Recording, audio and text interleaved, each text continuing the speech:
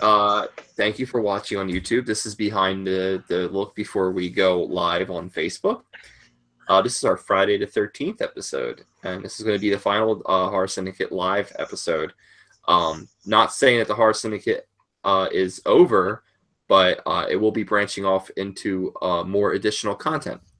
So we'll see how it rolls along, and we're saddened that the Horror Syndicate live is no more after tonight, but we're also happy to bring more content and more shows to the website.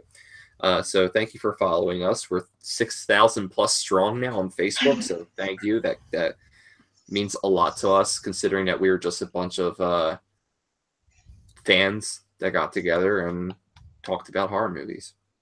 So yeah, so this is our pre-show. If you want to get the full additional content, go on over to facebook.com and go to our Horror Syndicate Facebook page, and you'll be able to see all the trailers that are playing.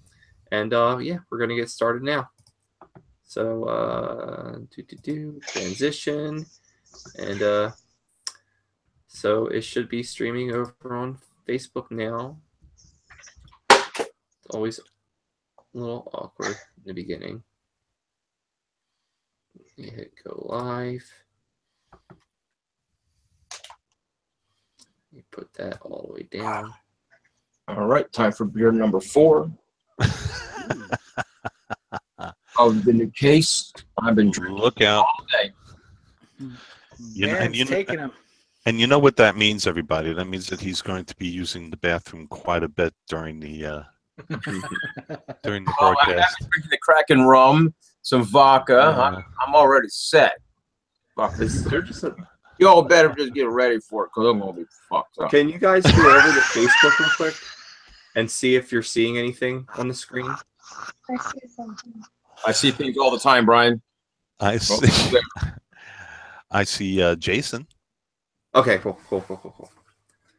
That's what I want, because I don't see Jason in your dreams. I don't see shit on my screen. I see Jason in the Horror Syndicate and a little box in the corner that says no audio and all that good stuff. No audio? No, that's right. It's me. It's not you. Okay, and let me know. I have to turn the audio off here, or else we get an echo. Echo. Now, batting. Number 22. Let me know if you hear any sound with this video. Perfect. Yes.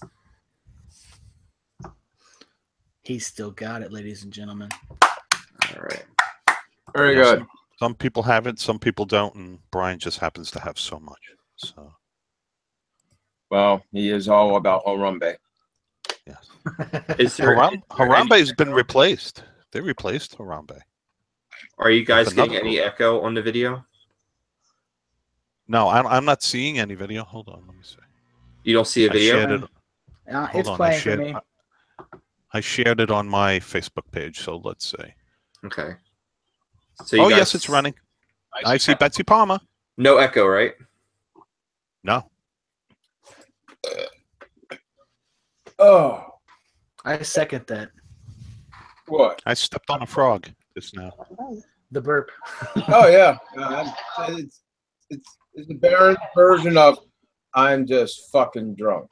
I don't care.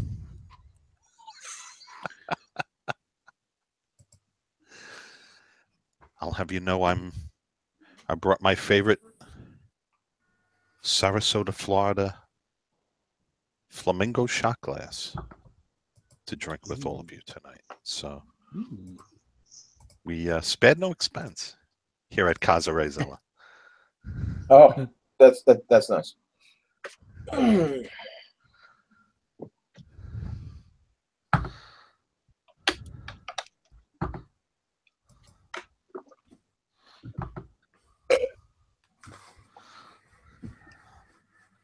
Oh yeah, there's the new promo.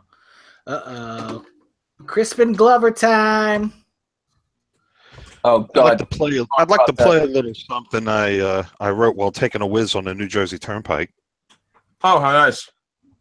And it goes like this. My video's been stopped. What? Thank you. Says the live video has ended. Oh, how nice. Well, here, maybe this will help everybody out. Did the video stop? No, mine's running. Mine's running. Oh no, this live video has ended. Yep, that's what I got too. Just posted it in a group. Apparently, they didn't like Crispin Glover's dancing. Here we go. I got this. I know you do. Go for it. Come on, dude. Come on. They shut us off because I played a clip from a movie. Normal. Oh, Normal fucking bullshit. bastards. Fuck. All right. Well, here's a song I wrote called "Give Me 40 Acres and I'll Turn This Rig Around." It kind of goes like this. Did you know that a young boy?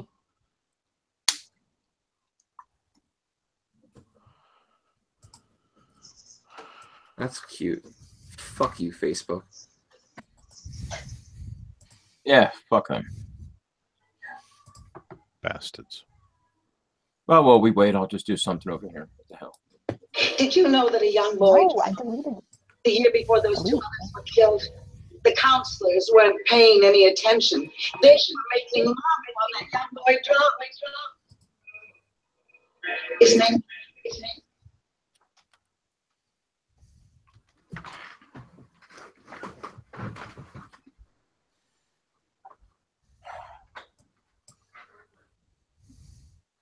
See, I just got done doing my show and doing all kinds of stuff there, so it was good.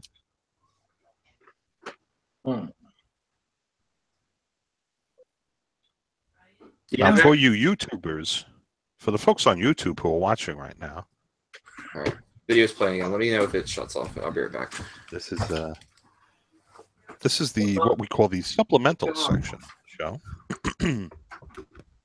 Yes, this is where we just get This is where this is kind of pulling back the curtain, so to speak, gazing at the wizard.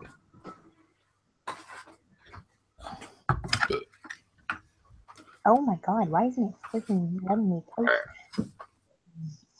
Crap, Jesus.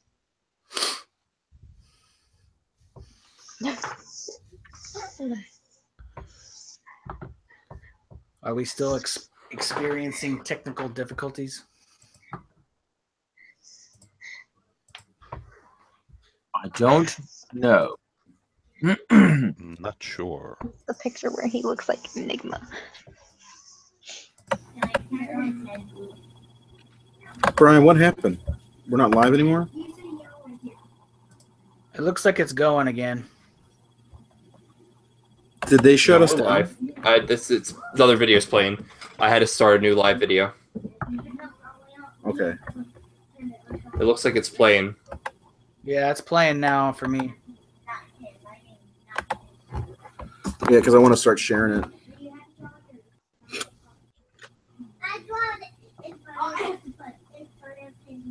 I'm going to share it right now. Share it like it's hot.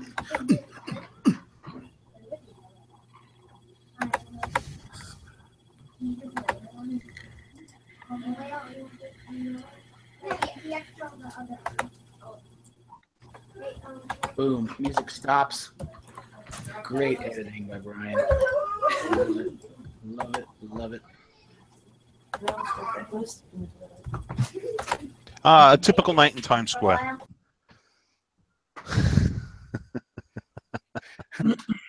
Before the facelift. Well, those characters can get very violent out in Times Square. That Elmo is packing a machete now, and Hello Kitty has nunchucks. It's an ugly scene. It's this is why we can't have nice things. Bastards. Video game trailers playing. Now, is this Friday the 13th game? Is this a console game or is this a PC game? Both. But not for the PS3? No, PS4 and Xbox One. PS4 and Xbox One. Damn it. because it really seems. Well, I'll save it for the show. But the game really seems to deliver what exactly what the fans want. Yes.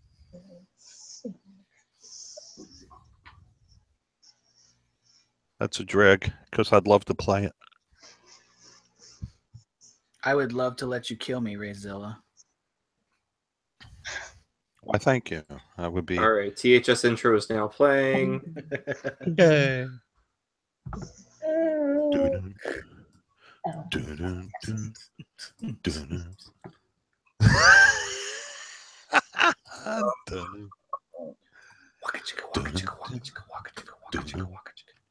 I'm sorry, I'm in a 70s exploitation mood today.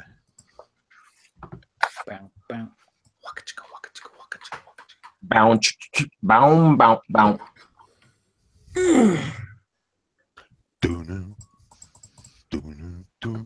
Time for another beer already. Damn it. All right, good evening, everybody. Welcome to our Friday the 13th episode here at the Horror Syndicate Live. We are so happy to bring another awesome episode here for you tonight. So welcome. My name is Brian Enright. You can follow me on Facebook or on Twitter at Brian Enright or at the Horror Jew on Twitter. So sorry about that. Up next, we have Baron Craze. Baron, good evening. Greetings, all. All right, so you can stalk me on Twitter under Baron_Craze, or follow me, or stalk me again on Facebook under Baron Craze or the Baron's Crypt. Hey, check out the new site called The Hard Times while you're at it. Sweet. All right. Thank you very much, Baron. Up next, we have Jared Letourneau. Jared, good evening. Good evening. Lovely to see all your beautiful faces again. You guys can follow me on Facebook at Jared Letourneau or on Twitter at zombie_survivor down there. Looking forward to a fun show. All right. Thank you very much, Jared. Up next, we have Morgan Jewell. Morgan, good evening. Good evening. You can follow me on Twitter at Morgan_Jewell_S. And today I brought my roommate, Naomi, with me. Hi, Naomi. Hello, Naomi. Greetings. All right. Yay. Thank you very much, Morgan and Naomi. Up next, we have Uncle Rayzilla. Uncle Rayzilla, good evening. Good evening, Brian. Good evening, kids. Yes, it's your old Uncle Rayzilla coming to you, dazed and confused from his secret lair, located somewhere off exit 18 of the New Jersey Turnpike. If you'd like to take a look at my stupid Facebook page, you can look me up at the name you see below here. Or if you'd like to follow me on Twitter, and let's face it, kids, that's where the party's at. Whoop, whoop. If you want to follow me on Twitter, you follow me at RayzillaNJ. Back to you, Brian. All right. Thank you very much, Rayzilla. So, yeah, tonight we have our Friday the 13th episode. We had one last year, very successful. Those who are watching right now, I do apologize for the inconvenience of the intro. I wanted to show a little snippet of Pamela Voorhees and her introduction because last year we didn't really bring up Pamela Voorhees until the very end with our tribute. But yeah, she exists. Betsy Palmer, rest in peace. She was the one who started the entire killings. You know, after she passed, her son kind of took revenge and took over, and has had very successful sequels. Even though they're, you know, they kind of get crazy towards the end, but we're going to get into all of that tonight. We're covering everything Friday the 13th. We want you to comment below and get involved. Yes, please. We want to hear from you. With everything that there is. Anyone else hearing an echo? That includes you, Naomi. We want to hear from you as well. No, I don't hear that. So yeah. But yeah. Let's get into it. I'm gonna work on some technical difficulties here, and someone take it away. Let's introduce Friday the 13th while I step back for a little bit. Well, you know, kids. Your old Uncle Ray Zilla went to see Friday the 13th back in the day. Back in, I guess, was late '79, maybe early 1980 was the first film. And you know, you have to take it within the context of the time. You know, there was nothing quite like it before. We had slasher films. I should rewind that a little bit. You know, the slasher genre had been touched upon. I think which came first, kids? Halloween or Friday the 13th? I always forget. Which came first, Carpenter's Halloween or this first? Halloween. Halloween predates it. So yeah, you know, so still the whole holiday killer thing hadn't been fully fleshed out, hadn't fully been explored. And the movie's wildly entertaining as a result, you know, for all of the criticism that it received of it being violent and the sexual metaphor of unprotected sex or even unmarried sex equating to death, equating to violence. All of these discussions and all of these controversies popped up. But at the end of the day, folks, it was simply a good movie, and people went to see it. It was entertaining. It was fun. It delivered the goods. You really didn't give two shits about the controversies. You really didn't give two shits about, you know, the sexual act being so closely tied to murder, to homicide. You know, before, and we were living in an era of unprotected, you know, where unprotected sex was something that was being discussed in the social arena, in the cultural arena. So this movie came along, and all this nonsense cropped up. But like I said, at the end of the day, the movie entertained the living shit out of people. Tom Savini's effects were wonderful. Some of them were actually mind-boggling. Kevin Bacon's killing in the film is still perhaps one of the best visual effects ever committed to film. Practical effects committed to film. It's so completely convincing. So it's you know, the first movie is a wonderful movie, and it blew a lot of minds back in the day. And nobody saw the ending coming, that it was the mother. Spoiler alert, folks. Well, if I spoiled the movie for you and you haven't seen it by now, for shame. Naomi, what do you think? Naomi, is that pretty much on the level, on the ball there? Yeah, but I haven't seen any of the movies. This is my. She's more here to talk about the video game. And I know stuff because of Morgan, but I'm going to see it tonight at a screening. So. Oh, you're going to see the first film tonight? Yes. How Awesome. exciting! And where are you going? Where are you going to see that? On campus. Yep. Which campus is this? Give a Stephen shout F. out. Austin. Give a shout out one more time. Stephen F. Austin State University. Stephen And- F. Austin. All right, and you've never seen the film before. You know, I want you to take, you know, as you're sitting there watching the movie, I want you to take into account that this is the pre-digital era, and that everything that you see going on the screen had to be performed on screen, on camera, on set. Nothing was done in post-production. You know, we had, back in the day, we had things like optical printers and such that would allow for transitions, dissolves, wipes, and such like that, and the overlaying of images. But really, you're going to be looking at a movie that was made where all the visual effects were performed live in front of the camera. So it's really a treat to see an effective horror film. And also take this into account when you go to see it, that the goal of a horror movie is to leave the audience feeling uncomfortable. So ask yourself at the end of the movie how comfortable you feel walking back to your dorm in the evening after watching the film. So I envy you. I envy you. I wish that I would be going to a similar event somewhere. You're very fortunate. Go see it. Gonna be cool. We're You're gonna have fun. counselors. Oh yeah, they're having a costume contest during it too, so we're trying to dress like camp counselors. Oh, that's fantastic. So what do you got? What do you got? Like the shorts, the boy shorts, or whatever? You got the whole thing going on there. The camp counselor T-shirts. I'm just going through my autograph collection here because I have Betsy Coleman's autograph. I met her at a convention, and the last time we did a show on Friday the 13th, I did not have my autograph out. at the time, but I met her at a convention, and she was very, very sweet. She loved her fans. Betsy Palmer, by the way, is the actress that plays Jason's mother in the film. Yep. And if any of you guys at home still have cable television, or if anybody isn't unplugged, if you have cable television, there's a network called Decades, and Decades runs old game shows from the 1950s and the 1960s.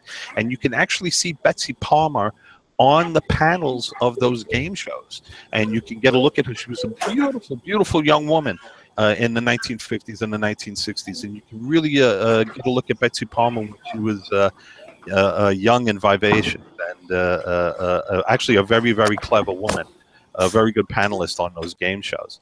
But I have her autograph here somewhere, but I know that the movie has always been a favorite of mine, and I envy you, Naomi. Go enjoy it. Get yourself a bag of gummy bears and have a good time. Okay. Are you guys wearing your? He definitely had some very good points. And to kind of piggyback on what you were saying, Ray, like, yeah, Halloween kind of started it all. But Friday the 13th, the original, actually like started a mold almost of copycats. I think Friday the 13th kind of solidified that this is the direction that the genre was headed. Yeah. You know, there really wasn't. Nightmare on Elm Street. Yeah, Nightmare on Elm Street didn't come along. Yeah, there were a lot of camping movies after Friday the 13th, weren't there? The Prowler. The Prowler. I mean, Madman. What's that? Madman was a slasher. Yeah. In the early heydays, which was considered from 1980 to about 1984. Even though it continued for a lot further after that, it guaranteed a lot of box office return in the early years. Madman Marks. Yep. Huh. That's a good flick. Yeah, recently released on Blu-ray. Advise you to get it. Daddy, get this out. I can't see. I have a house full of kids. Yeah. That's okay. That's okay. But yes, I mean, when did Nightmare on Elm Street come out? 84. 84. So really, that was the other two films were well into their sequels by then. Although Halloween, well, yeah, Halloween 2 was already out, and Friday the 13th, the second one was already out by then. But here it is. Yeah, I want to show you guys. Here is. I know I had it in here somewhere. This is my Betsy Palmer autograph. When I met her at a Fangoria convention, and I don't know what a great still shot. That's awesome. Isn't that a good one? So she was just incredibly sweet, very nice, loved her fans, but she has had an exceptionally long career as an actress. She's no longer with us, obviously. She passed some time ago, but no, I'm glad. This is one of my prized possessions, actually, and I'm glad that I was able to track it down and show it to you guys. So there you have it. I don't know if I have a picture of myself with her, but that's my autograph. I've been collecting autographs this year of members of the cast from different Friday the 13th movies from different cons, like C.J. Graham, who played Jason in Jason Lives, Kane Hodder. Everybody knows who Kane Hodder is. Sure. Steve Dash, who's Jason in Part 2, Adrian King, Amy Steele, John Murray. Wow. And I think that's it. So no, and then Larry Zerner, who played Shelley, and they were all delightful. Going up in November 3rd to meet Tom Morgia and some of the cast from 5, Melanie Kinnaman. I'm really super excited because Ted White's going to be there, who played Jason in the 4th movie, and that's he's getting old. He's getting super old, so who knows how much longer he's going to be around. And this is my opportunity to get Romero by like 2 weeks, basically. So Ted White is going to mean a lot to me. That's in Columbus, Ohio. So if you're in Columbus, Ohio, and you go to Horror Hound, I'll be there. So. Oh, you're gonna make the pilgrimage? But It's only 6 hours for me. It's not too bad. Indianapolis is that's 3 hours, so it's not too bad. I'm gonna drive up on that's a Friday schlep. night. That's and that's a fun. commitment. That's a schlep. I enjoy it Here's though. I a enjoy very being on old the road. picture. Here's a very old picture of myself and Kane Hodder. This is when I had hair, by the way, kids. But this is an old photo of me and Kane Hodder at a Fangoria convention in Manhattan. Take a look at that. Look at that. Ugly guy. You could see how red my eyes are from that photograph, I bet, right? So Look at that studly guy. and there's the autograph. I don't know how well the autograph is coming up. I don't know how well you could see the signature, but yeah, there's me and Kane Hodder from back in the day. This is easily 20, 30 years old. This picture, easily. So they've been at this a long time. Yeah, you both look like children almost in that picture. Kane doesn't even have his goatee, which is No, he doesn't, does he? part of his look nowadays.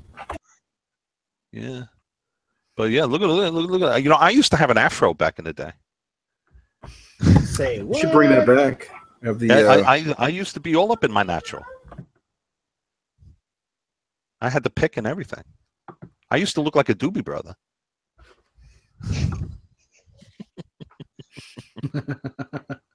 Rayzilla, Yes. on that picture, it appears that Kane Hodder doesn't wear his gloves. I take that was prior before he got his hands burned.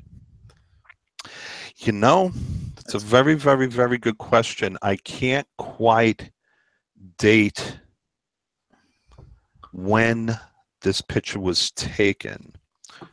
I don't quite have a year on it.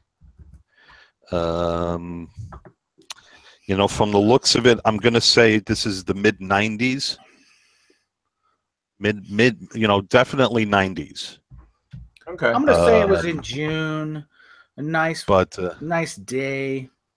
no, I'm wearing a very heavy coat. This is definitely November or December. This is probably one of the conventions in Manhattan. I'm wearing a very heavy coat, so this is definitely the winter time So in Manhattan. you could totally pay peace when this possibly was.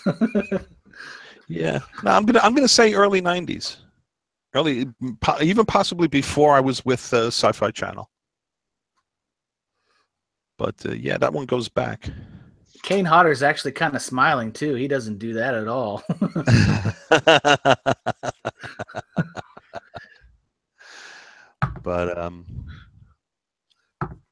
But yeah, you know, they've been appearing at conventions for ages and ages and ages. He's made himself available, and the kids turn out, and he talks to every one of them. I think he's gotten to know a lot of people through the convention circuit, and makes himself available, and that's marvelous. It's one of the things I like about going to conventions.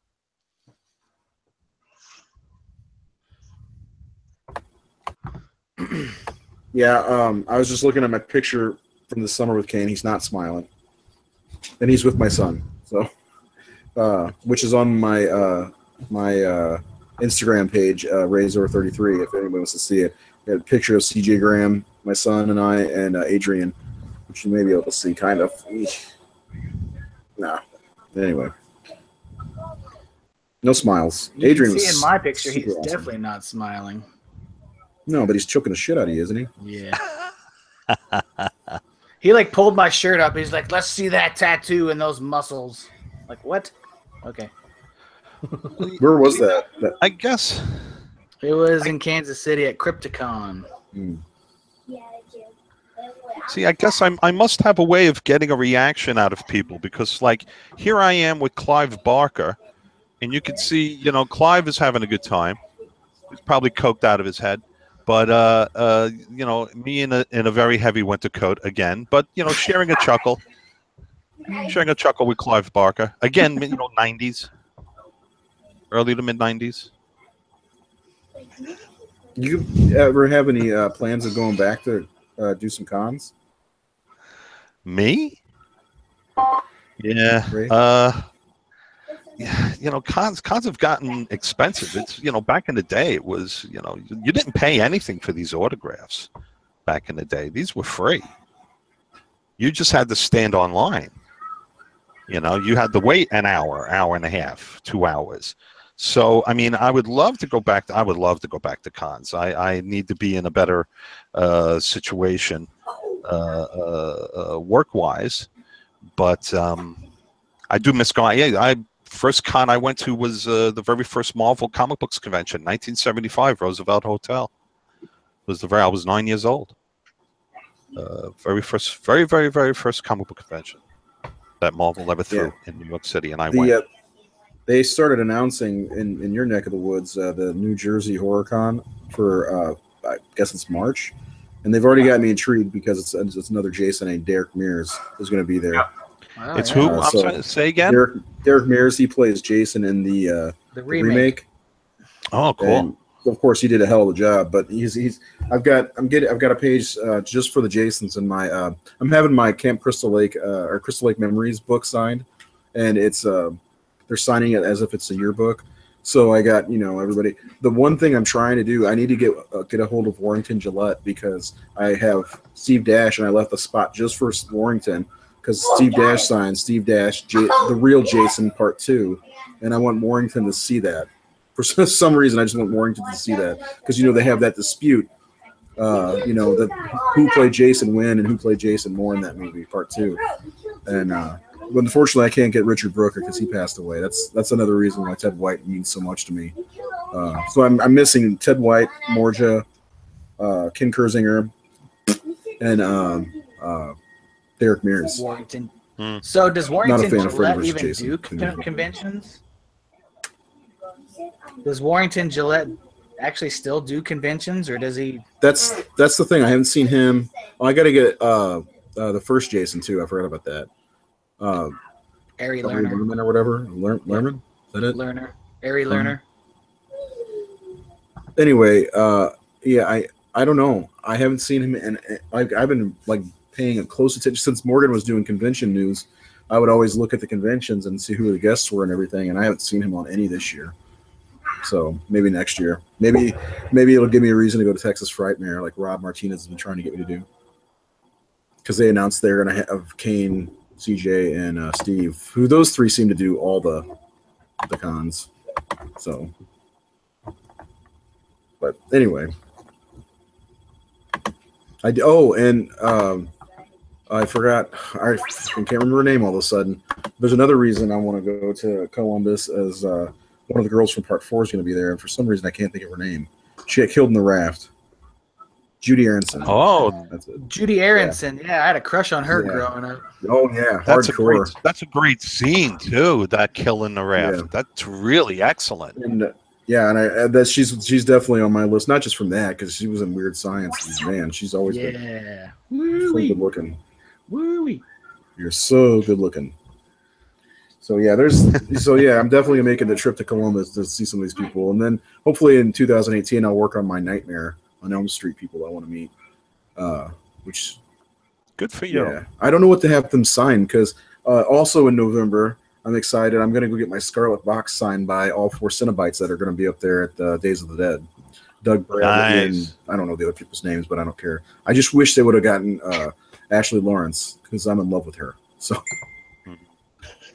I think one of the Bizarre AC shows I did, and Brian was there.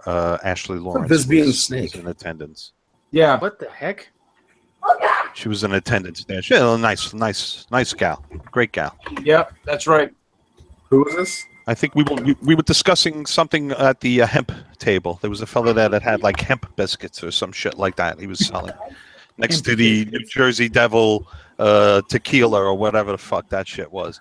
The green stuff that they were selling. There was some guy with a hemp table, and we were chatting about. He had a big jar of seeds. I think that was about it. It was an interesting time. That was a fun weekend. You stayed inside the hotel because outside is crime-ridden city. So you just stayed inside. You were safe. In Atlantic City. Yes. Atlantic City, yeah. You were safe inside the building. Yes, you were. Yeah, conventions are tons of fun. They're tons of fun. But Friday the 13th, I mean, today's the day. And you know, what now? Earlier in the year, we reported that the remake or another reboot had been killed, if I'm not mistaken. Paramount was gearing up to do yet another reboot and try and change the folklore a little bit. I think there was rumors that they wanted to introduce Jason's father, a figure that was never really part of the folklore to begin with. He goes by the name of Elias. Elias, is that it? Elias Voorhees. Yep. Well, that's a mouthful. You know what happened? What happened to names like Skip? I don't know. I guess Skip doesn't have the same ominence that an Elias. Elias is an ominous name. But if his name was like Chuck Voorhees, you know, I mean, that's the guy you want to have a beer with, you know. Frank. You don't necessarily. You're not really afraid of a Chuck or a Pat, you know, something androgynous like a Pat or a Gene, you know. But I digress. So all of that got tossed out the window, and I really don't think that there's anything new coming down the pike as far as Friday the 13th is concerned. Has there been an announcement? I think they missed the boat. They released the game, and the game did really, really well. Yep. I think that Paramount kind of effed up a little bit. Well, there's a problem still. Oh, that's right. There's a legal problem. Baron, help me out here. I'm rambling. Right. The problem is there's a battle going on between Sean Cunningham and Victor Miller. So right now, all bets are on stoppage. When you have a lawsuit involving such a franchise as this, and the problem comes down to who owns the rights to the characters. Right. Simple rule, you stop everything, because this thing could get really dangerous. I mean, if we take a page out of, say, what Warner Brothers did, I think it was, with The Conjuring. You must have heard of that lawsuit, $900 million lawsuit.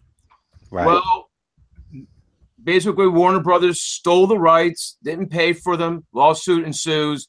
That entire franchise has got a problem in its own self.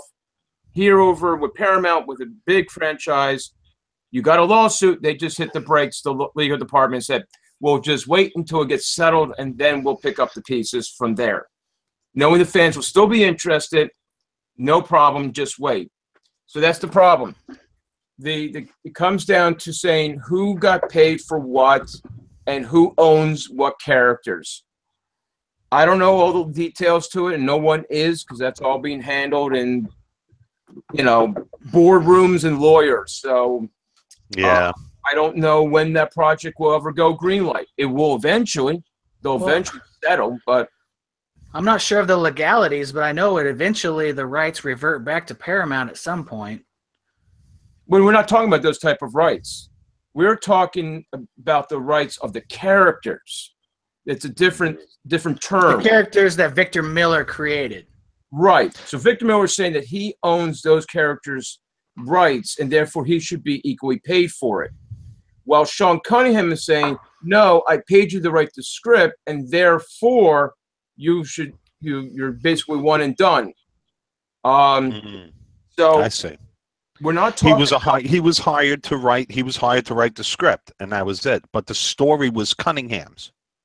Yes, but there's a little conjecture on, did Cunningham come up with all the characters, or did the writer come up with some of the characters too? Right. So that becomes a thing, because Cunningham was never sold on having that end sequence of the Jason character popping out of the water. Becomes a question of who did.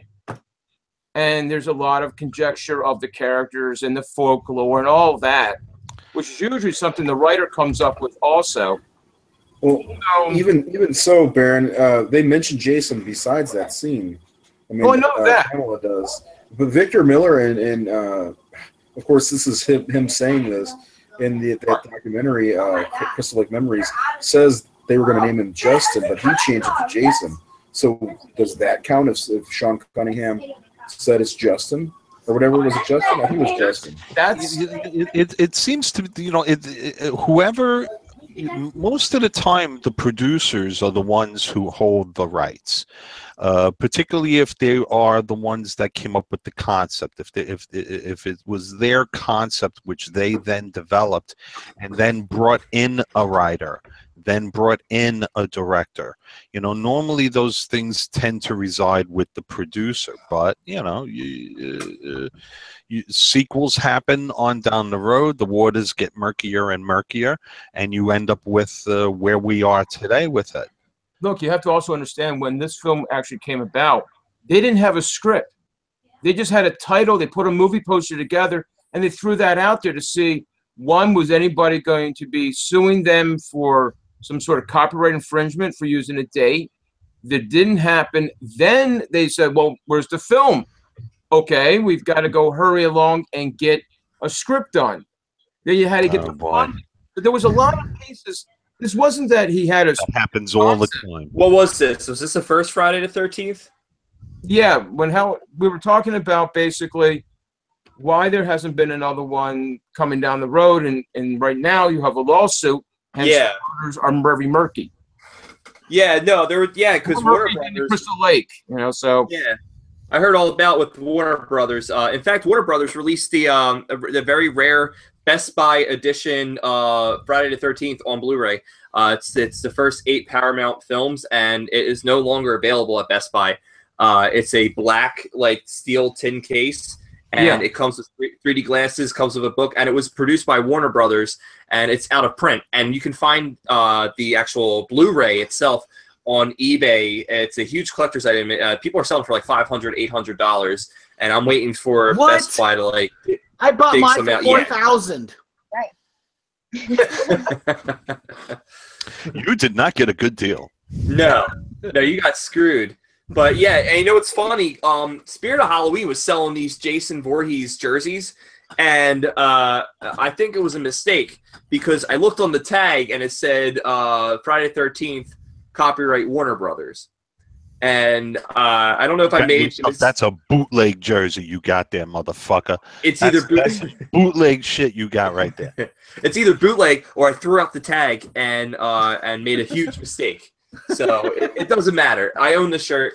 You can't get anywhere except Spirit of Halloween. That shirt was made by 4-year-old Chinese kids. I want you to know, because the fingers are so tiny, they can weave and they can do all that. Yeah. Speaking of tiny fingers, I do apologize to everyone out on Facebook land. We had some issues with the Horror Syndicate Live, but we're back. Sorry, we had some audio issues and whatnot, but I'm so happy that you guys can join us 4 videos later.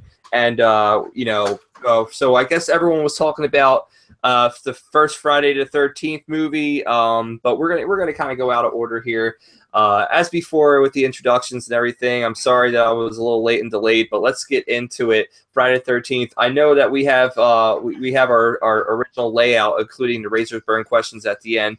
But I mean, if you guys wouldn't mind, I want to bring up a serious topic, and hopefully we can all jump in on it. Or unless if there's any final words you want to wrap up on the current situation with Warner Brothers and Friday the 13th. Well, how much did people hear? Everything. As far as I know, everything. Okay. Oh. So, but yeah. News announcement. Corey Feldman, who originally played the Tommy Jarvis from Friday the 13th, the final chapter, has come out and said that he wants to talk to Paramount Pictures about making a Tommy versus Jason movie. And he wants to star in it. And I don't know. I mean, how do you guys feel about this? This is the same Corey Feldman who chose to do Goonies over the Friday the 13th saga. And I don't know. I think Friday the 13th is doing a lot more successful than Goonies nowadays. I don't know. I thought Goonies was a great movie for him, actually. But it's not. It's nothing compared to Friday the 13th nowadays. No, but it has a big following.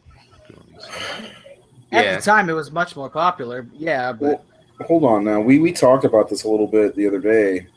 and we talked about how we prefer Tom Matthews as Tommy Jarvis. And if there was going to ever be a Tommy versus Jason movie, I'd rather it be Tom Matthews. Corey Feldman can produce it, but I don't want to see that his tiny ass as Tommy Jarvis. Saw him at Horror Hound. He's a weird dude. Well, I mean, like look at the fan base after Tom Matthews. Tom Matthews is actually in the video game as a playable character. In case anyone who hasn't played the video game out there doesn't know anything about it. Tom Matthews actually voices and reprises his role as Tommy Jarvis, and he's playable, and he's the only one who can kill Jason. Is that that body? Is that that body? So now you have this huge fan base out there who doesn't really know the movies as well, but they know the video games and they know Tommy Jarvis as Tom Matthews. Question for you guys: do you guys think that Corey Feldman is just a tad bit too late now that the game is wildly successful and introduced to a younger generation of fans? He's like 30 years too late. I think that unfortunately, the studio would see Corey Feldman as the bigger name. I could see that. I don't agree with it, but I could see I don't that. agree with it. Exactly. Thank you, Jared. I don't agree with the decision, but Hollywood has to, they got to turn a profit, and if they think that they could turn a profit with Corey Feldman, because they could get Corey Feldman on the talk shows, they could get Corey Feldman out to promote. He's a bit of a controversial figure, so there's some Q score attached to that. Do you guys know what a Q score is, by the way? It's kind of like a celebrity awareness score. There's casting directors use them. Your Q score, if your Q score is high, you have a high public awareness. If your Q score is low, you have little to no public awareness. So I'm sure Corey Feldman's Q score is a lot higher. So unfortunately, I would see the studio going with Feldman. Yeah. When you said Q score, I started thinking of the Wonderlic test in the NFL. What's your Wonderlic? How would Corey Feldman do on the Wonderlic? Well, changing the topic a little bit, but it's related to Tommy Jarvis. So I met the third Tommy Jarvis, John Shepard, from part 5, which really he's the second Tommy Jarvis, but He'll be at Horror Hound. He's the third one we mentioned. So I met him at Texas Frightmare this weekend. What? This year. And I gave him the Horse Syndicate business cards that I have. And the guy you were talking about. and I was telling him about how we did our last Friday the 13th podcast, and he was like, oh, so the next time when there's one, so he was talking about today, you can say that you met the Tommy Jarvis that killed Jason. And I was like, but it wasn't even the real Jason. And he was like, but I didn't know that. So you argued. So, well, it wasn't the real Jason, but I'll catch you some slack anyway. Corey Feldman killed Jason also. He was dead. Yes, he did. So he died. Yep. And some people will say that Tom Savini killed, that he gave birth to and killed. He did. Jason. He literally did. And I think that was, I actually got to write the review for part 4, the final chapter. And then Joseph Zito had previously worked with Tom Savini on The Prowler back in '81 and brought Savini on board. And I think the only reason Savini even agreed to do part 4 was because Joseph Zito was directing it. Yeah. And he had an opportunity to kill the character finally. Now, wasn't that a big feud between Savini and Miner? Is that why Savini didn't want to come back? Initially, I believe it was that Savini didn't care for the script. That what was Jason living under the lake for the last 20 years. Yeah, he ended up moving on to The Burning anyway. And that was there was no he was on the rise. There was no stopping him. Yeah. Oh wait, you talking about Savini? Yeah, Savini. He was on other projects, and he didn't see Jason as a evolving character. It was supposed to be a one-off movie. Yeah. Well, I mean, at least he moved on to The Burning, who was directed by Harvey Weinstein. Holy moly! Open going that there. war wound. Yeah. Not going there. But this is a Friday the 13th episode, so we're going to stick with Friday. Right. So we're moving on. Yeah, that's right. Everyone's favorite Friday the 13th movie. Go. Me first. Jason Takes Manhattan. Because I'll get into my explanation later. Someone go next. Favorite Friday the 13th movie and why? Number Not 6 everyone's is speaking my at once. favorite. There we go. Number We 6 all is my favorite. We all hesitate for a second. Besides the first film, which is just wonderful, I like number 6, Jason Lives, is really my next favorite after that, because Jason really becomes, I think, what the franchise needed Jason to become, which is sort of a Terminator-like character, or a zombie, if you will, this unstoppable force. It was the transition that I think a lot of fans were waiting for, and gave legs to the franchise as well. Well, I would have to agree that Part 6 is my favorite, but for the reason that it kind of harkens back to horror of Gothic, because the way that he comes back to life is from the bolt of lightning, like Frankenstein. Right. Yeah. So Nice Alice analogy. Cooper, baby. I just like it. It probably doesn't have my favorite kill scene in there. My favorite kill comes in Part 3 with the handstand. The guy gets sliced basically in half at scrotum level. So that's a really cool kill. Yeah. Because also in Part 3 you do have the reenactment of the Kevin Bacon kill, where he the girl is in the hammock and gets the knife through the neck, just like the first one. So, Right. But no, Part 6 is my favorite. I do like it. There's a scene where the RV flips on its side, and you got Jason on top of the RV, giving that kind of imposing look of total ruling of the domain. He owns it all. It's all his. When they're in the woods, it's just, again, you don't mess with anybody wearing a hockey mask. The girl says, enough horror movies to know you never play with one of these people. This guy, Jason gives these knowing looks, like, he smacks the windshield, the headlight. He's got an authoritative look that he understands what they're saying, and he realizes, I'm more than what I was before, and now I'm here to make you understand this is my territory. You're trespassing against me. So I like the film. It's got a lot of subtle hints of actions that are done. This is my territory. What do you think, Morgan? What's your favorite? Well, although I do really like number 6. I'd have to. 7 is my favorite. What? Because. Wait, which one? Which one? I didn't hear you. And What? I didn't hear it again. What is it? I like Tina, so. Oh. Number 7? Here we go.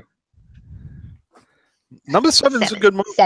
7. Oh my God. 7's a good movie. 7 is ass. 7's total ass. It has Bernie in it and the coolest looking Jason we've seen. Yeah. No, go ahead, Morgan. I'm but I want to follow up. To tell them why you like it so much. Yeah, with your wrong opinion, Morgan. You know what? You like Jason Takes Manhattan, so. But like Tina, and her powers, and I think she's awesome. So. Yeah. Did you know that Part 7 was originally supposed to be Jason versus Carrie, but they couldn't get the rights to Carrie? Well, it plays that way. It certainly plays out that way, which is the reason. Yeah. Which is the reason I like the film. It makes probably why I like it too, because I love Carrie. So it makes an interesting conversation, though. With Carrie versus Jason, like, didn't Carrie die in Stephen King novel? I mean, this is total fandom she conversation. went to hell, I think. I thought Carrie went to hell, but the reason I like number 7 a lot, actually, I like number 7 a lot, is because we've never seen Jason on the defensive until that. Yeah, exactly. We've never seen Jason backed up until then. And A hero is actually hesitate. Yeah, a hero is only as big as the villain he faces. And here we have a hero whose powers match that of the villain, if not exceed it. And gives Jason pause. And we've never seen him backed up like that. I think the confrontation she has, she picks up the couch, hurls the couch at him. He's confused, and you don't see him confused in any of the films, I believe. That's because it's dumb. It's a dumb fucking movie.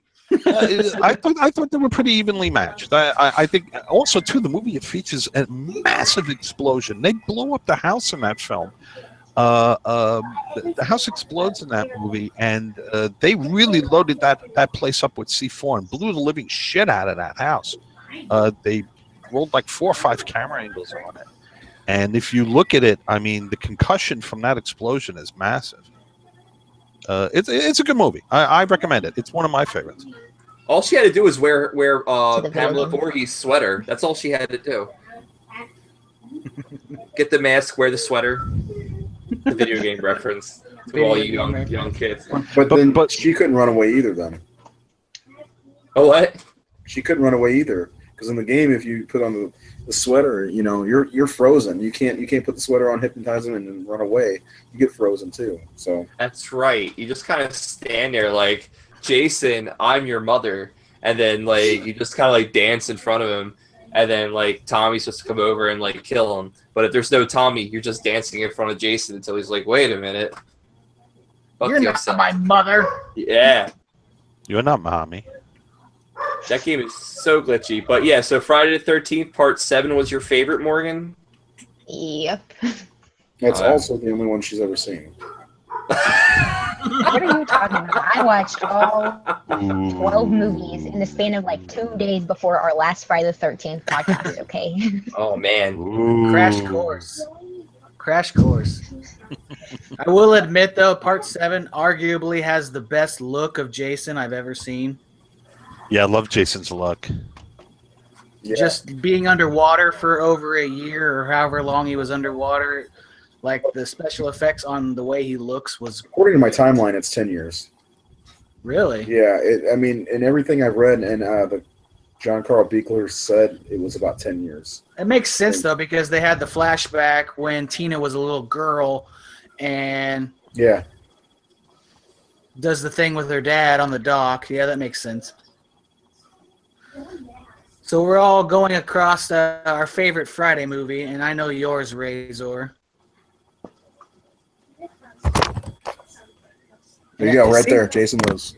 It seems like you guys are in the majority of which is your favorites. You know, Baron. I'm watching Crispin Glover dance right now. So. I always watch him dance. Hey, nice segue, because that's my favorite Friday. Number 4? Yeah. You have, I mean, it's a good one. Growing up as a little kid and you see a kid your age kill Jason, that's cool. To me, that was really fucking cool. I mean, I wrote the article last week, and Crispin Glover's young. Julie Aronson, I had a huge crush on growing up. And the Doublemint twins, they're pretty hot, too. Yeah, wasn't the one like annoyed that her sister was like getting it on? Yeah. And she was just like, I'm not happy. And then she like violently dies. Yep. She's like, I'm going to leave. And her sister's like, don't forget an umbrella. Yeah. Like it's not just subtle. It's just so violent. It's like, even the scene itself, it's like, I think you see her like get like scared and freak out. And then it's like a second later, you just see her body smash against the side of the cabin. It's great. It's great shit. Both of them have very good deaths. I mean, well, you know, go ahead. I think one of the reasons I like it the most is because Jason actually dies. Like, you don't realize it until the next one, and then even farther than that, Part 6 when he gets resurrected. But Jason actually fucking dies in this movie. Yeah. Gruesome too, man. I mean, his head slides down the blade. You know, they really wanted us visually to make sure to see him die. Even so, with that, not just Jason's death, there are some really great deaths in this movie. I mean, the Judy Aronson death, and like Ray said earlier, is great. But the face smash in the shower, God, that is fucking brutal. You know, and then one of my favorite parts of this one, I think it's mostly off screen, but whenever Rob the hiker dies, you hear him in the background suffering, going, "Oh, he's killing me! He's killing me!" Yeah, that's pretty tough stuff. Yeah. Yeah, I mean, is this the one? Is this the one where the fella in the wheelchair gets it? No, it's two. Down the stairs. That's part two. That's number 2. That's not a bad kill either. That's a good one. That's iconic to me for some reason. Yeah, he gets it the machete. He gets it across the face, and then the wheelchair goes down the stairs backwards. That's a great. That's how death is great too. Say again. Where's the damn corkscrew? That's how you want to die. That's how I want to die of old age. Just sit in a wheelchair and get macheted in the face and roll down the steps. It was a cleaver. Or it was a cleaver. Cleaver? Whatever my enemy has at the time. It could be like, their dentures. I don't care. That's one thing that pisses me off about this game. I'll hang around Brian to kill you. No problem. Baron, Why isn't there a wheelchair guy in the game, Brian? What? Why is there not a wheelchair guy in the game? I was just going to ask that. How is he going to get in the car? Is he just going to open the door, just slide on in? Are they going to? Cars are wheelchair accessible. This is, this is the 21st century. Do they have a little trailer in the back of the blue car that you got to assemble too? Or can he just wheel himself down the game with unlimited stamina? I don't know. Another person has to go get him out of the wheelchair, lift him out, and put him in the car. And that's a whole different achievement right there. That a lot is of upper body and he has to wheel away. That's 500 XP. Morgan's onto something. That's an achievement. I think so. I think they should have Tina in the game. Yeah, they're starting to add counselors now. They added that pothead from part 3, and Fox is going to be in it soon. They need it. I agree. I would love to see Tina and Adrian King pop up in the game. I'm telling you. Hold the phone. Hold on, Razor. Please tell me more. So you can. So the game is for the PS4, correct? Yeah, Xbox One.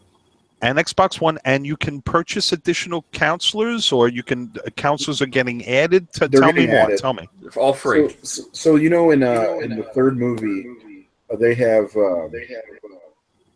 Now I hear an echo. They have the two pot smoking people in the back of the van. Well, the guy with the beard and everything, he's now available in the game, and I think he's just free. And then Fox, they just announced Fox from part 3. The biker chick. Yeah, I can't remember her real name, but yeah, the biker chick. She's when she's swinging I hope she has the power to swing on the barn on some hay. On the hay. You know what I'm talking about? So this is downloadable content. When you boot up the PS4 and you start the game, it says hold the phone. There's some downloadable content, and it adds it. Well, it doesn't alert you, but you can check the store and download some of the stuff. And then the bathing suits. All the counselors have new bathing suits too. Yeah. And Brian told me he is going to get the Chad Kensington gold tiger stripe bikini. I am. I think it would look wonderful on you, Brian. So I am. Morgan is excited. Actually, it looks like Naomi's excited. Naomi's excited. Morgan's excited. Everyone's excited except me. I'm super excited about it. I thought you were very excited about the game, Brian. Oh, the game is wonderful. The game is wonderful. Actually, no, the game got really shitty because the public matches are awful. When you have a video game, you have a bunch of people who like to cheat. Well, that's where we're at right now. Everyone, their mother is cheating in this video game. How do you cheat? You team up and assist Jason on where to find all the other counselors. And what? You rat out your friends? You throw your friends under the bus? Yeah. You use them as a human shield? and they took away friendly fire. So when people try to tell Jason where you're at, you can't kill them. Yeah, and cheating isn't a new thing to the game because they were cheating with glitching onto rooftops where Jason couldn't go before, and they fixed that. It's just one more thing after another, that people are finding ways to cheat. Let's team up with the Jason and find out where the other counselors are, and that's just it's bullshit, really. But to circle back to what we were talking about before, how is it that the characters are in limbo in motion picture form, but the video game gets out? Hey, hold on, hold that thought. Morgan and Naomi they're gonna bounce. They gotta go watch their movie. Oh, all right, ladies. Adios. Thank you for having me. Thanks for coming. Have fun. Thanks and for coming. Kiki, ma, not cha. Or have fun. You're in for a treat. Enjoy yourselves. Yeah. Good night, girls. Have fun. Have fun, girls. Yeah. Night. Have fun. All right. So I mean, I wonder what's the difference contractually where the characters cannot appear in motion picture form, but yet the characters can appear in video game form. How does that all go down? Either that or it took so many years to develop the video game that this rights issue. No, they're buying the rights. They're buying the rights to the actors or to the characters. Pretty much, they have rights to Paramount. They can use. They raise a certain amount of money, and every time they reach a goal budget, they are able to buy rights to more content. Well, with Jason O'Brien, they got the rights way in like 2015 to do this because Friday the 13th was kind of just floundering, and originally the game was supposed to be called not Sleepaway Camp. What was it? It was like something camp. It had to do with camp. Summer camp. Summer camp. Yeah, it had nothing to do with Friday the 13th, and then. I guess they decided to see if they could get the rights, and they let them have the rights to Jason. So, and now they have the rights, so they can't do anything about it. Victor Miller can't do anything about it. So, and it's funny because it's like now this game is so successful, and we've covered it multiple times where this game is really successful, and you think that Paramount's kind of kicking themselves in the ass for relying on the rings. Yeah, I would say yes. The game, I think, is a perfect market indicator that there's an audience still for this film. What more do you need? That's why I think that that Tom Matthews would probably reprise the role as Tommy Jarvis and not Corey Feldman, because you look at it now. Yeah, Corey Feldman is a name that is a household name because of the Goonies and his earlier career and such. But I think that because of social media, I think that because of video games, everyone knows Tommy Jarvis as Tom Matthews. Yeah. And the players are smart enough to do their research to find out who the actor is and what movie he was in. Like, you have people who are playing the game who have never seen a movie, but they know Tommy Jarvis. Yep, you're right. Yeah. And they know what he looks like. Yeah. Yeah. So I think that I think that Tom Matthews is the fan favorite. But you could be right, Ray. Usually whenever companies make a movie, they look for someone that would help them get the most money out of their product. It's just a normal way of business. But I honestly think that the studios overall, I think the studio should let someone else write the script for the new movie, not the people who wrote the script for Freddy versus Jason. We can forget about those guys, and let's bring in a new concept with something that the fans want. Let's bring back another Jason remake too. Yeah. I wanted to for a second, if I could go back to the Corey Feldman thing. I didn't even think about this before.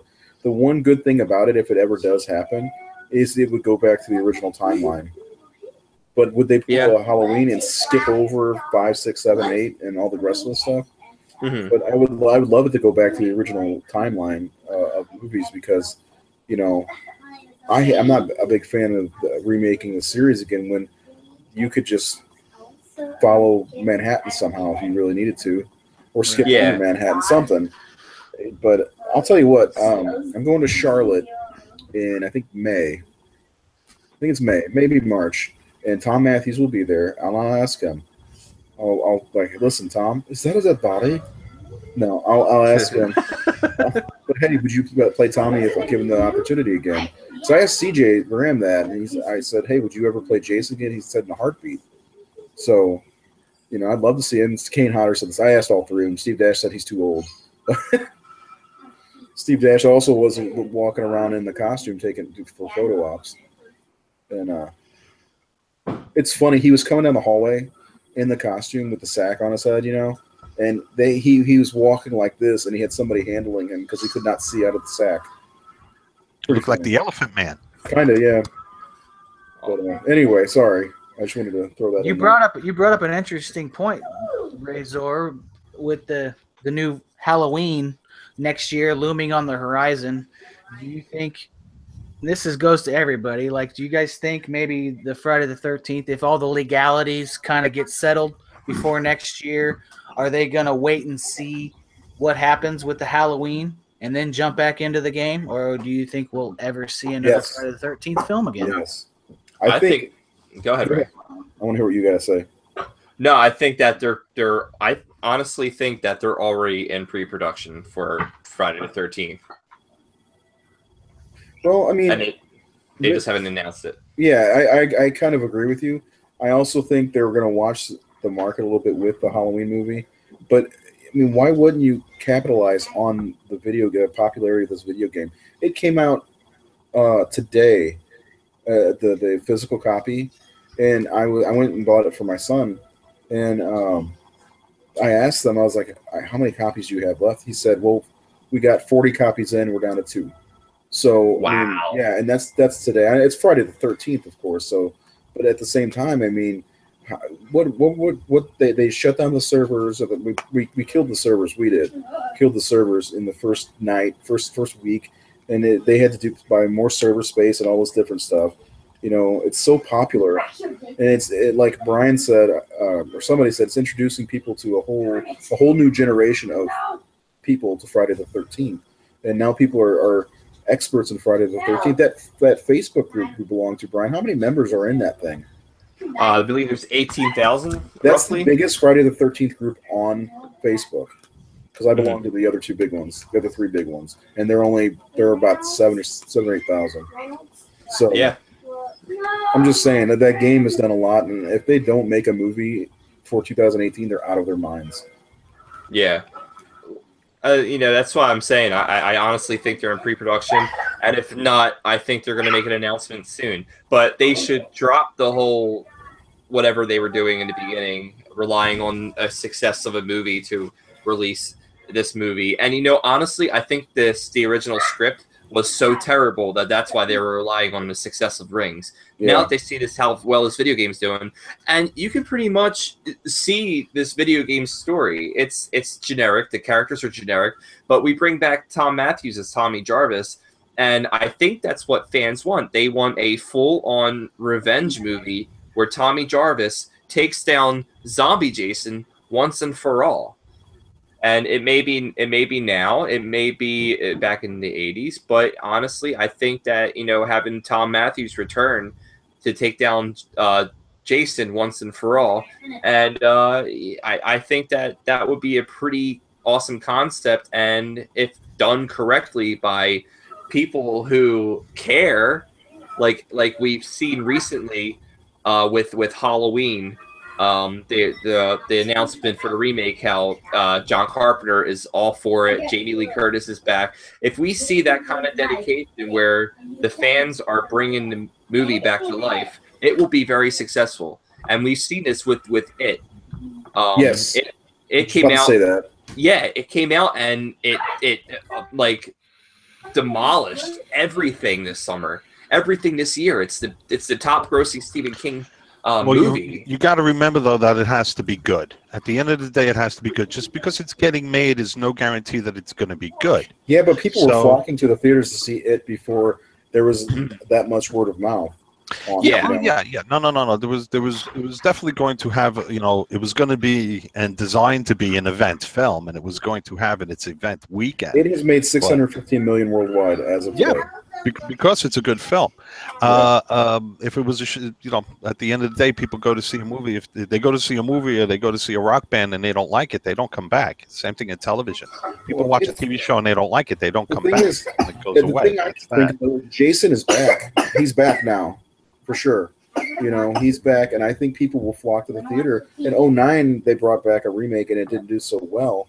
But it feels like now is the time. There's so many nostalgia horror movies, slasher movies that are being made, you know, and slasher movies from the 80s, you know, based on stuff from the 80s And I think I said it on my Facebook the other day. It seems like the 1980s are back. You know, Yeah. and I think that'll help. There's this new generation of kids that the 80s is retro, and retro is cool. Yeah, You know? and a lot of that has to do with Stranger Things. But you're right, Ray. Keep going. Yeah. You fucked me up, man. No, but yeah, you know, I mean, think about it. The 80s, it's in. It's cool. I mean, synthwave has come back. And probably to me, it seems like it's bigger than it was in the 80s. I mean, even something like the shirt. This is a brand new shirt, and it's very 80s looking to me. You know, I mean, the 80s are back, and Friday. What's more 80s than Friday the 13th? You know? Exactly. It's the biggest. Nightmare, 80s. my son said Nightmare on Elm Street. They already tried. Well, to answer the question that was asked earlier, you know, will Paramount look at the success of Halloween as a unit of measure to go forward with Friday the 13th? I would venture to say why. Why use that as a unit of measure? You already have it in the video game. The video game has proven that the franchise is alive, without question. If Paramount isn't developing a Friday the 13th movie, they're in a coma, basically, I think. And unfortunately, the ship sailed. A theatrical release to go day and date with a video game release really would have been the optimum play here. That would have gotten the most bang for the buck. Even to do a theatrical release today to coincide with the release of the physical copy that Razor was talking about is the optimum move. So now the ship has sailed. The video game ship has sailed. They missed that opportunity to get some synergy going with that. But they've got to work quickly, and I can't imagine that these movies are that difficult to pull together. I can't imagine that these movies cost so much money to make. So Paramount should already be on course. They should be making it. They shouldn't be using anything else as an indicator but what's in their own family, which is the game. The game is all the marketing they need to know as to whether this franchise is alive or not. So they would be fools not to go. I'm curious, Ray, to know what the budget for Halloween is. Because I'm sorry? it costs. I wonder what the budget for Halloween is, because it costs $35 million is the budget for it. You know, Yeah. and I can't see Friday the 13th costing that much. They should. You know, let me see what the budget was for the remake. Yeah, they shouldn't, Ray. These movies are about $35 million, you know, for a slasher film like Halloween or a slasher film like Friday the 13th shouldn't really cost more than 40, maybe $45 million to make. My goodness me, Get Out was made for how much? Under $10 million? Yeah, and I was going to say, Blumhouse doesn't. These shouldn't cost a lot of money. No, Blumhouse doesn't spend that much money. Like the Insidious movies, I don't think they even were over $10 million. No. You know, just for reference. And scary as fuck. You know, you don't. I used to say this at Sci-Fi Channel all the time. It takes a decent sized budget to do effective science fiction, but it does not take a decent sized budget to do effective horror. You can do effective horror for very, very, very little money. And it's proven over and over, decade after decade after decade. We see low-budget horror films that, you know, make 3-4 times what the production cost. Well, let me piggyback that. I have a cousin who's in the industry, Ray. Friday the 13th 09 cost $19 million to make. That's perfectly fine. Every dollar's on the screen. I have a cousin who's in the industry, and he came to me to write him a treatment for a horror idea that he had. And I asked him, I was like, well, what kind of budget would you have? And he's like, oh, standard, you know, about $5 million. I'm like, standard? That's standard for a horror movie? He's like, oh, yeah, you can make a horror movie for $5 million easy, maybe even less than that. So, absolutely. Yeah, I don't see what would cost that. He told me a lot of the money goes towards actors. Yes, of course. Yes. And Guys, who was the biggest star in the original Friday the 13th movies? The biggest name would have been Betsy Palmer. Yeah, and that was in the first movie. I mean, after that, you had nobody. I mean, Amy Steele was a nobody. Corey Feldman was a nobody. Yeah. You know, Tom Matthews was a nobody, although he was in Return of the Living Dead. But, you know, virtually, why don't they go back to that? I mean, in the remake, they had Jared Padalecki in it. They had Danielle Panabaker, who they were not big names, but they were already starting to become bigger names. They probably had, like, Jared Padalecki has been in Supernatural for, I think, roughly 5 years when that movie came out. So he was probably paid a decent little bit amount of money, you know. So, you know, just start hiring some cannon fodder. Who gives a shit who they are? You know. Well, That's what they are. you know, Yeah, Trent, we're talking about you. the above the line, when you're looking at a film budget, the above the line costs are your producer, your director, and your main cast, and that's where the majority of the dollars go. That's where the majority of the money goes for these productions. But these films, like I said, you know, these films about, you know, really shouldn't cost more than the 20-30 million to produce. They're shot outdoors, they're shot out in the woods, you know, unless you're doing a period piece. Let's say that the next Friday the 13th film does take place in the 80s. Well, now you need a significant budget because you have to depict a particular era. So you know, doing it in contemporary times, you don't spend as much. It's just more cost effective. Please stop that. Anyway, sorry. Lay the hammer down. My son has his friend over, and they're taking Gatorade bottles, trying to like flip them and land them on the bottom on this table over here. Are they dabbing? Yeah. No, I was gonna say, I think now is the time for Friday the 13th to come back, and I would like to see with that another Nightmare on Elm Street movie. You know, I'd like to see this stuff happen again because I think now is the time. Yeah. But Friday the 13th especially, I mean, I'm a bigger Nightmare fan, of course, but Friday the 13th, I think it can reel in anybody, and even more so than Halloween. I don't think Halloween is as great as everyone thinks it is, and we'll see. But I think I'd hate to cut this short, but we're getting crunched for time because I got to get going here in a minute. Okay. Jared wanted to talk about some of our favorite episodes, for favorite topics. Yeah. Right, Jared? Sorry to see your thunder. Sorry, Brian.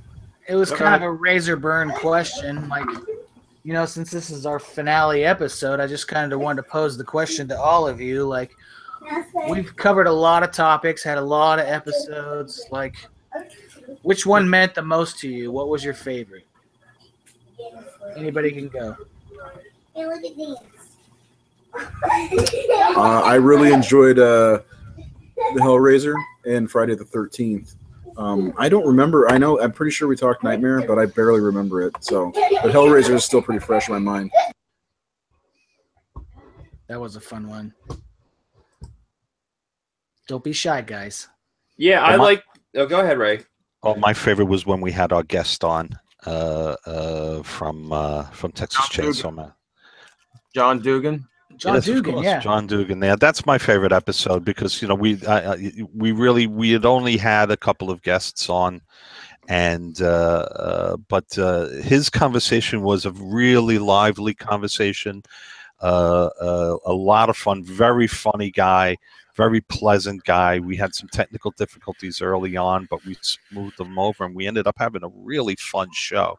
So that one's my favorite. Yeah. Good. For me, would be easy. Psycho episode. Just to share my love with the entire franchise, with everybody, with all the interest I have in that film. So yeah, that's easily hands down my favorite. Yeah, how about you, Bri? I like the zombie trilogy, the George Romero zombie trilogy.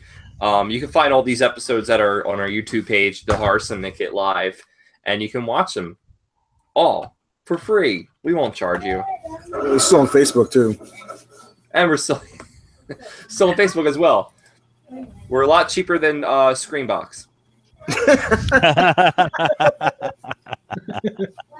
that shot in there. Yes, you are. Yes, you are.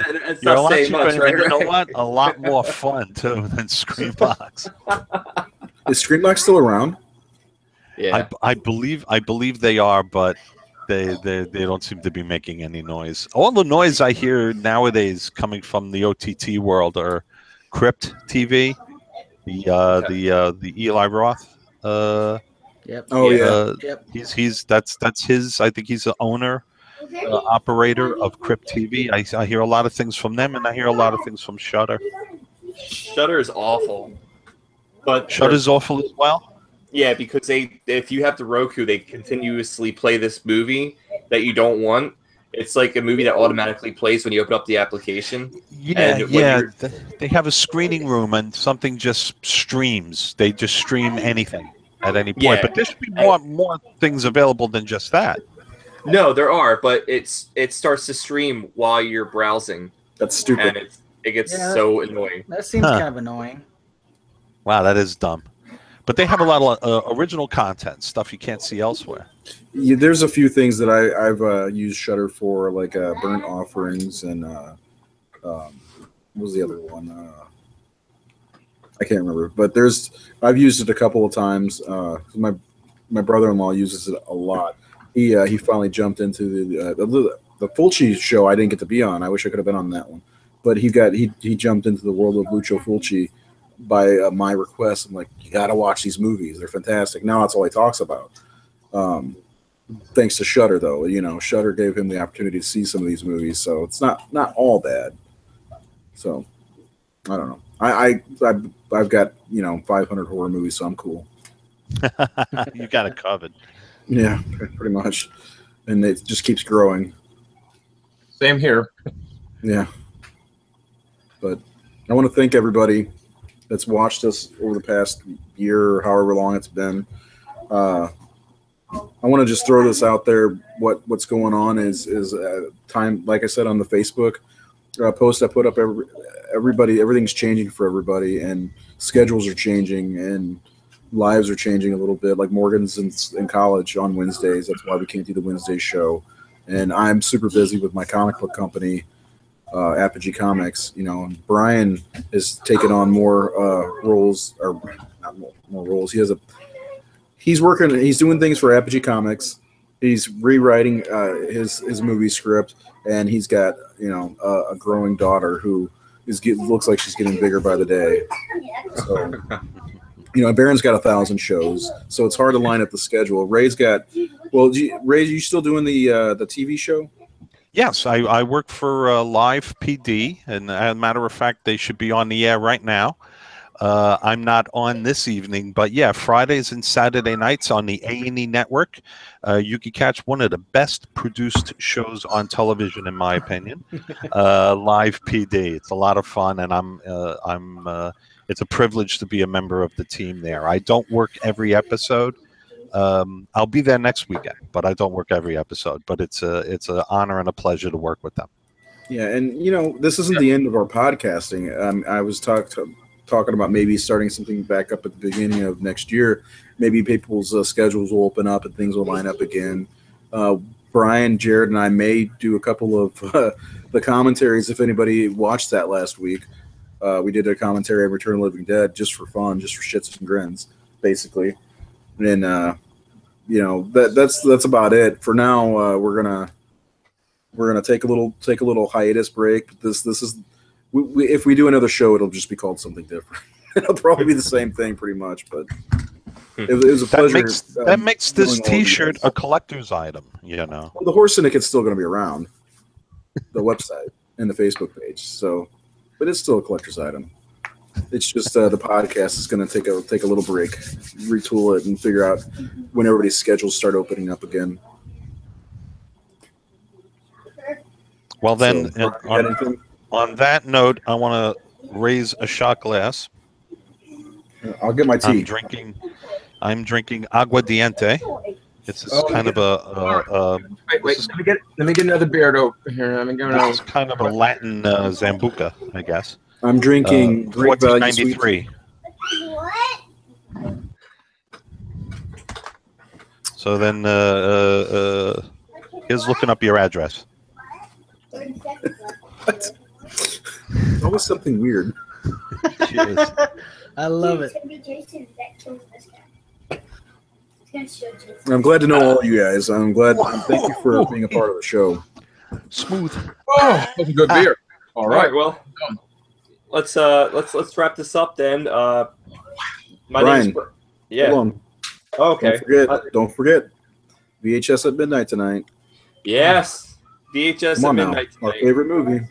Get ready for it. We have a double feature, so get ready for that. What are you playing? Tell me. Yeah. Tell me. I'm not telling any of you guys what we're playing. It takes place in Manhattan. God damn it! That's all I'm gonna say. Now I gotta change the movie. No, you don't. Yep. Because it could be Manhattan Baby. Right. Yeah, have some Lucio Fulci on some Friday the 13th. Why not, man? Lucho's great. All right. Well, my name is Brian Enright. You can follow me on Facebook at Brian Enright or Twitter and Instagram at The Horror Jew. Up next, Baron, where can we find you?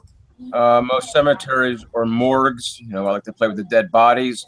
But you can stalk me on Twitter under Baron_Craze, or on Facebook with Baron Craze and Baron's Crypt, and now a site where I'm the editor-in-chief called HorrorTimes.com. What was that? The Horror Times? TheHorrorTimes.com.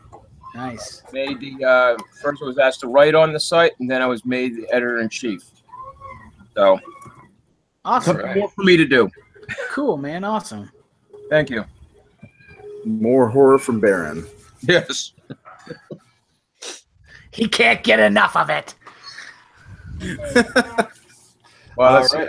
I got an influx of 108 films sent to me, so I got enough work. Oh boy. All right. Thank you very much, Baron. Up next, we have Jared Letourneau. Jared, where can we find you? You guys can follow me on my Facebook at Jared Letourneau or down there at zombie_survivor on Twitter. Guys, it's been a pleasure. I've had a lot of fun times on doing this, and I hope we can get together again soon. Stay scared. All right. Thank you very much, Jared. Up next, we have Uncle Rayzilla. Uncle Rayzilla, where can we find you? Well, you know, kids, most Tuesday nights you can find me giving high colonics to the homeless down at St. Mickey's Knights of Columbus here in Lodi, New Jersey. But otherwise, you can look at my stupid Facebook page at the name you see here, or you can follow me on Twitter, and that's at RayzillaNJ. And yes, this has been a lot of fun. I wish we could have gone on doing more. I'm not quite sure what I'm going to be doing with myself. I'm as Razor so well put it. Things are in flux. Things are just a little fluid at the moment. So I'm not quite sure what nights to be around, what nights to be available, and hopefully it's my hope that we can lock something down. Hopefully life will settle in. The comfort of routine will come our way. And we can figure out a way to do this again and get together again and keep this thing going and keep a steady thing going, because I truly enjoyed it. I haven't had an opportunity to share a lot of the stories and the autographs and the things that I've done in my previous life. I haven't had really a platform or an opportunity to share a lot of those things, and this forum allowed me to do that, and that's why it was a lot of fun to do. Thank you for letting me be a part of it. Don't worry, Ray. Man. Don't worry, Ray. We're gonna have plenty of opportunities in the future, so hang on tight. Oh, cool. All right, and last but not least, our president sure, Razor. Ray, where can we find you? Well, you can find me. I'm gonna start hanging out with Baron and all the crypts and graveyards and morgues and all the choice places. Just got to head up to New Jersey, I guess. You can find me at Razor_33 on Twitter, Rage of Razor, Facebook, Apogee Comics. We're working on a deal right now to do comic adaptations of a couple of indie horror films, including possibly Volumes of Blood, maybe The Barn. So I probably shouldn't have said that. Let's erase this. Anyway, it may not work out, but it may work out. Anyway, so you can follow me there. you can follow the Horror Syndicate because we're still going to be putting out articles and reviews and stuff like that. Once in a while, we may do some commentaries, but we'll still be doing some of the same old stuff on the website and on the Facebook page. Thanks, everybody, for everything. It's been an honor being a part of this. You guys believing in me a little bit, I guess. So, and thanks, Brian. Right. Special thanks to Brian for setting all the shows up and running the boards for us. I know it's frustrating. Like tonight, you had some audio issues and some Facebook issues. I really appreciate all the hard work you put in, for sure. Yeah, Facebook sucks. Fuck yeah, it does. Facebook sucks. Facebook sucks. Facebook sucks. All right, guys. Thank you very much, everyone. Have a great rest of the Friday the 13th. See you later.